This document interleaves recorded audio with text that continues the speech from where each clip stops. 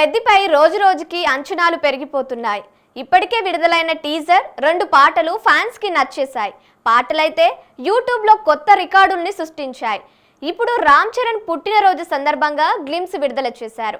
45 సెకండ్ల ఈ గ్లిమ్స్ లో Ram Charan one man show కనిపించింది. చరణ్ తప్ప ఎవరిపైనా కెమెరా ఫోకస్ చేయలేదు. ఒకవేళ మరొకరు ఉన్నా కళ్ళు చరణ్ పై మాత్రమే ఉంటాయి.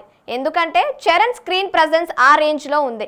కండలు తిరిగిన దేహం, చేతిలో గద, మైదానంలో కుస్తీ పట్లు, ఈ యాక్షన్ హంగామా అంతా ఫ్యాన్స్ కి నచ్చేలా ఉంది.